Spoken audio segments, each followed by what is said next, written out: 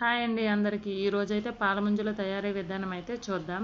ఫస్ట్‌గా స్టవ్ మీద పాలు పెట్టుకొని, అది మెజర్‌మెంట్ బట్టి ఉంటుంది. నేనైతే హాఫ్ లీటర్ తీసుకున్నా. హాఫ్ లీటర్ తీసుకొని అందులో ఒక పొంగేటంత వరకు ఉంచినాక, దానికి సరిపడే షుగర్ మీరు ఎంత క్వాంటిటీలో తింటారో అంత షుగర్ యాడ్ చేసుకోవాలి. అది ముద్దలా కట్టకుండా మంచిగా మిక్స్ చేసుకోవాలన్నమాట గరిటతో. దాని తర్వాత ఇలాచీ తీసుకొని దాన్ని మెత్తగా పౌడర్లా చేసి వేసుకున్నాక బాగా మిక్స్ చేసుకోవాలన్నమాట. చేసిన తర్వాత అవి పొంగకుండా మీడియంలోనే పెట్టుకోవాలి. మీడియంలో పెట్టాక కొబ్బరి తురుము కోసం అనేసి టెంకాయ కొట్టేసి ముక్కలుగా కట్ చేసి తురుములా చేద్దామని మిక్సీ జార్లో వేసాను. మిక్సీ జార్లో వేసినాక దాన్ని మరీ మెత్తగా కాకుండా అలా అని గట్టిగా కాకుండా మీడియంలో గ్రైండ్ చేసుకోవాలి.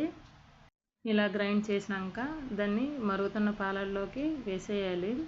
వేసినాక నేనైతే ఒక టెంకాయలో హాఫ్ ముక్కే వేసాను అనమాట. మీకు నచ్చితే ఎక్కువ వేసుకోవచ్చు, కానీ హాఫే మేము వేసాము. హాఫ్ వేసుకున్న తర్వాత మంచిగా కలపాలన్నమాట. అది కూడా బాగా మరిగి ఉన్నట్టు ఉండాలన్నమాట. అప్పుడే మంచి టేస్ట్ వస్తుంది.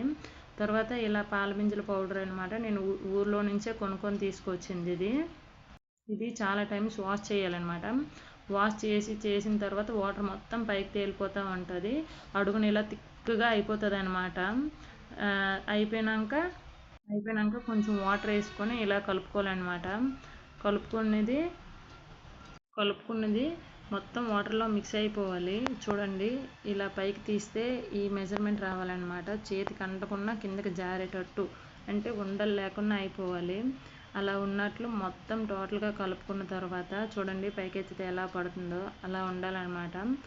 అప్పుడు ఇలా మరుగుతున్న పాలల్లోకి కొంచెంగా యాడ్ చేసుకుంటూ ఉండాలన్నమాట. మొత్తం వేసేస్తే థిక్గా పేస్ట్ లెక్కన అయిపోతుంది. అందుకని మా అక్క కొంచెం యాడ్ చేస్తుంది అనమాట. కొంచెంగా యాడ్ చేస్తే చూసారా ఎలా థిక్గా అయిపోయిందో. అలా అవ్వకుండా ఉండాలి అని అంటే కొంచెంగా యాడ్ చేస్తూ ఉండాలి. ఒకేసారి వేసేస్తే ఇంకా థిక్గా కట్టేస్తుంది అని చెప్పేసి మా అక్క కొంచెం వేస్తుంది అనమాట.